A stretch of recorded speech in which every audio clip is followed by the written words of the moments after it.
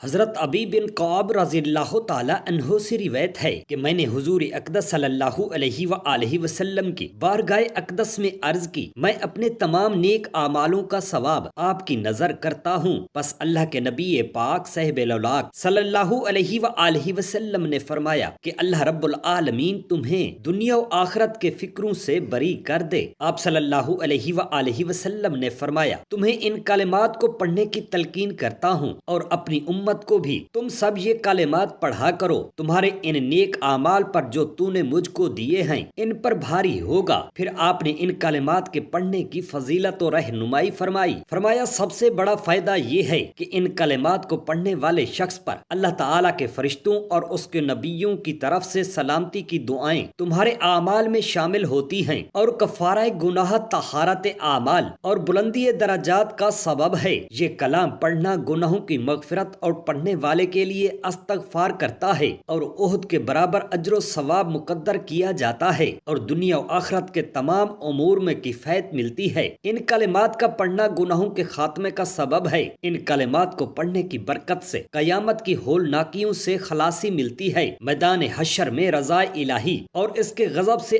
امان اور اس کے عرش کے سایہ میں جگہ نصیب ہوگی، اور ان کلمات کو پڑھنے کی برکت سے میزان عمل بھاری، حوض کوثر پر حاضری اور شدت پیاس سے پناہ ملے گی، اور جہنم سے آزادی، پل صراط سے بجلی کی رفتار سے گزرنا اور مرنے سے قبل اپنا ٹھکانہ جنت میں دیکھنا نصیب ہوگا۔ وہ کلمات یہ ہیں: بسم اللہ الرحمن الرحیم، السلام علیکم ورحمۃ اللہ۔ محترم ناظرین، یہ بہت ہی اہم قرآن مجید کا واقعہ ہے، اور اس واقعہ کی وجہ سے قرآن مجید کی اس سورت کا نام سورہ بقرہ رکھا گیا ہے۔ اس کا عجیب و غریب واقعہ کچھ یوں ہے: جب بنی اسرائیل کی بدعمالیوں، سرکشی بہت زیادہ بڑھ گئی تو ان پر خدا تعالی کی طرف سے یہ عذاب آیا کہ بخت نصر بابلی، ایک کافر بادشاہ نے بہت بڑی فوج کے ساتھ بیت المقدس پر حملہ کر دیا اور شہر کے 1,00,000 باشندوں کو قتل کر دیا اور 1,00,000 کو ملک شام میں ادھر ادھر بکھیر کر آباد کر دیا اور 1,00,000 کو گرفتار کر کے لونڈی غلام بنا لیا۔ حضرت عزیز علیہ السلام بھی انہی قیدیوں میں سے تھے۔ اس کے بعد اس کافر بادشاہ نے پورے شہر بیت المقدس کو توڑ پھوڑ کر مسمار کر دیا اور بالکل ویران بنا ڈالا۔ بخت نصر کون تھا؟ قوم عمالقہ کا ایک لڑکا۔ ان کے بت نصر کے پاس لاوارث پڑا ہوا ملا، چونکہ اس کے باپ کا نام کسی کو نہ معلوم تھا، اس لیے ان لوگوں نے اس کا نام بخت نصر کا بیٹا رکھ دیا۔ خدا تعالی کی شان کی یہ لڑکا بڑا ہو کر اسف بادشاہ کی طرف سے سلطنت بابل پر گورنر مقرر ہو گیا۔ پھر یہ خود دنیا کا بہت بڑا بادشاہ بن گیا۔ کچھ دنوں کے بعد حضرت عزیز علیہ السلام جب کسی طرح بخت نصر کی قید سے رہا ہوئے تو ایک گدھے پر سوار ہو کر اپنے شہر بیت المقدس میں داخل ہوئے۔ اپنے شہر کی ویرانی اور بربادی دیکھ کر ان کا دل بھر آیا اور وہ رو پڑے۔ چاروں طرف چکر لگایا مگر انہیں کسی انسان کی شکل نظر نہ آئی۔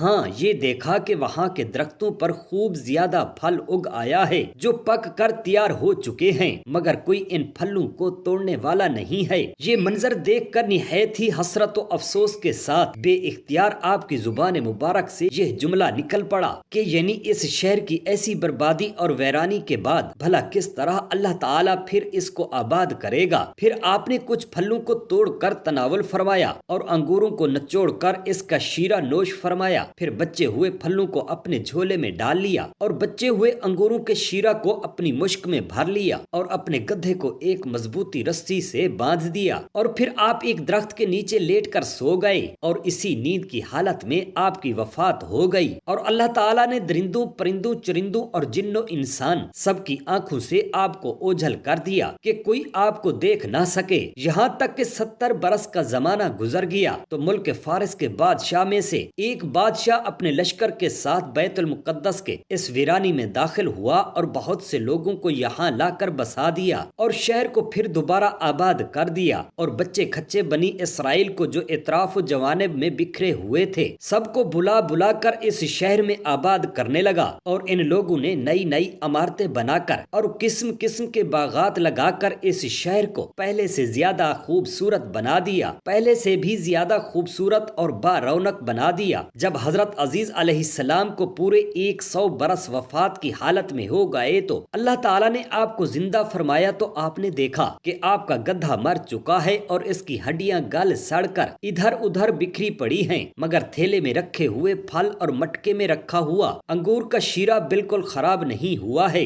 और न ही फल्लू में कोई तगय्युर, न शीरे में कोई बू और न बदमजगी पैदा हुई है। और आपने ये भी देखा कि अब भी आपके सर और दाढ़ी के बाल काले हैं और आपकी उम्र वही 40 बरस की है। आप हैरान होकर सोच विचार में पड़े हुए थे कि आप पर वही उतरी और अल्लाह ताला ने आपसे दरियाफ्त फरमाया कि ए अजीज, आप कितने दिनों तक यहाँ रहे हैं? तो आपने ख्याल करके कहा कि मैं सुबह के वक्त सोया था और अब असर का वक्त हो गया है। ये जवाब दिया कि मैं दिन भर या दिन भर से कुछ कम सोता रहा। तो अल्लाह ताला ने फरमाया कि नहीं ए अजीज, तुम पूरे 100 बरस यहाँ ठहरे रहे। अब तुम हमारी कुदरत का नजारा करने के लिए जरा अपने गधे को देखो कि इसकी हड्डियां गल सड़कर बिखर चुकी हैं, और अपने खाने पीने की चीजों पर नजर डालो कि इनमें कोई खराबी और बिगाड़ नहीं पैदा हुआ। फिर इरशाद फरमाया कि ए अजीज, अब तुम देखो कि किस तरह हम इन हड्डियों को उठाकर इन पर गोश्त पोश्त चढ़ाकर इस गधे को जिंदा करते हैं। चुनाचे हजरत अजीज अलैहिस्सलाम ने देखा कि अचानक खुरी हुई हड्डियों पर हरकत पैदा हुई और एकदम तमाम हड्डियां जमा होकर अपने अपने जोड़ से मिलकर गधे का मुकम्मल ढांचा बन गया और लम्हा भर में इस ढांचे पर गोश्त पोश्त भी चढ़ गया और गधा दोबारा जिंदा होकर अपनी बोली बोलने लगा। ये देखकर हजरत अजीज अलैहिस्सलाम ने बुलंद आवाज से ये कहा, या अल्लाह, तेरी हिकमत ला महदूद है। इसके बाद हजरत अजीज अलैहिस्सलाम शहर का दौरा फरमाते हुए उस जगह पहुंच गए जहां आपका मकान था। ना तो किसी ने आपको पहचाना, ना आपने किसी को पहचाना। हाँ, अलबत्ता ये देखा कि एक बहुत ही बूढ़ी और अपाहज औरत मकान के पास बैठी है जिसने अपने बचपन में हजरत अजीज अलैहिस्सलाम को देखा था। आपने इससे पूछा कि क्या यही अजीज का मकान है? तो उस बूढ़ी औरत ने जवाब दिया कि जी हाँ। फिर बुढ़िया ने कहा कि अजीज का क्या जिक्र करते हो? उनको तो 100 बरस हो गए हैं कि वो बिल्कुल ही लापता हो चुके हैं। ये कहकर बूढ़ी औरत रोने लगी। तो आपने फरमाया कि ए बुढ़िया, मैं ही अजीज हूँ। तो बुढ़िया ने कहा कि सुबहान अल्लाह, आप कैसे अजीज हो सकते हैं? आपने फरमाया कि ए बुढ़िया, मुझको अल्लाह ताला ने 100 बरस मुर्दा रखा, फिर मुझको जिंदा फरमा दिया और मैं अपने घर आ गया हूँ। तो उस बुढ़िया ने कहा कि हजरत अजीज अलैहिस्सलाम तो ऐसे बाकमाल थे कि इनकी हर दुआ मकबूल होती थी। अगर आप वाकई हजरत अजीज अलैहिस्सलाम हैं तो मेरे लिए दुआ कर दीजिए कि मेरी आंखों में रोशनी आ जाए और मेरा फालिज अच्छा हो जाए। हजरत अजीज अलैहिस्सलाम ने दुआ कर दी तो बुढ़िया की आंखें उसी वक्त ठीक हो गईं और उसका फालिज भी अच्छा हो गया। फिर उसने खुद से आपको देखा तो पहचान कर बोल उठी कि मैं शहादत देती हूँ कि आप यकीनन हजरत अजीज अलैहिस्सलाम ही हैं। फिर वो बुढ़िया आपको लेकर बनी इसराइल के मोहल्ला में गई। इत्तेफाक से वो सब लोग एक मजलिस में जमा थे और इसी मजलिस में आपका लड़का भी मौजूद था जो 118 बरस का हो चुका था और आपके चंद पोते भी थे जो सब बूढ़े हो चुके थे। बुढ़िया ने मजलिस में शहादत दी और ऐलान किया कि ए लोगों, बिलाशुबा ये हजरत अजीज अलैहिस्सलाम ही हैं। मगर किसी ने बुढ़िया की बात को सही ना माना। इतने में इनके लड़के ने कहा कि मेरे बाप के दोनों कंधों के दरमियान एक काले रंग का मिस्सा था जो चांद की शक्ल का था। चुनाचे आपने अपना कुर्ता उतार कर दिखाया तो वो मस्सा मौजूद था। फिर लोगों ने कहा कि हजरत अजीज अलैहिस्सलाम को तौरात ज़बानी याद थी। अगर आप अजीज हैं तो जुबानी तौरात पढ़कर सुनाइए। आपने बगैर किसी झिझक के फौरन पूरी तौरात पढ़कर सुना दी। बख्त नसर बादशाह ने बैतुल मुकद्दस को तबाह करते वक्त 40,000 तौरात के आलमों को चुन चुन कर कत्ल कर दिया था और तौरात की कोई जिल्द भी इसने जमीन पर बाकी न छोड़ी थी। अब ये सवाल पैदा हुआ कि हजरत अजीज अलैहिस्सलाम ने तौरात सही पढ़ी है या नहीं। तो एक आदमी ने कहा कि मैंने अपने बाप से सुना था कि जिस दिन हम लोगों को बख्त नसर ने गिरफ्तार किया था उस दिन एक वीराने में एक अंगूर की बेल की जड़ में तौरात की एक जिल्द दफन कर दी गई थी। अगर तुम लोग मेरे दादा के अंगूर की जगह की निशानदही कर दो तो मैं तौरात की एक जिल्द बरामद कर दूंगा। उस वक्त पता चल जाएगा कि हजरत अजीज अलैहिस्सलाम ने जो तौरात पढ़ी है वो सही है या गलत। चुनाचे लोगों ने तलाश करके और जमीन खोद कर तौरात की जिल्द निकाल ली तो वो हर्फ ब हर्फ हजरत अजीज अलैहिस्सलाम की जुबानी याद की हुई तौरात के मुताबिक थी। ये अजीबो गरीब और हैरत अंगेज माजरा देखकर सब लोगों ने एक जुबान होकर ये कहना शुरू कर दिया कि बेशक हजरत अजीज अलैहिस्सलाम यही हैं और यकीनन ये खुदा के बेटे हैं। चुनाचे उसी दिन से ये गलत और मुशरिकाना وارانہ عقیدہ یہودیوں میں پھیل گیا کہ معاذ اللہ حضرت عزیز خدا کے بیٹے ہیں۔ چنانچہ آج تک دنیا بھر کے یہودی اس کے باطل عقیدہ پر جمے ہوئے ہیں کہ حضرت عزیز علیہ السلام خدا تعالی کے بیٹے ہیں، معاذ اللہ۔ حضرت ابی بن کعب رضی اللہ تعالی عنہ کی روایت میں ہے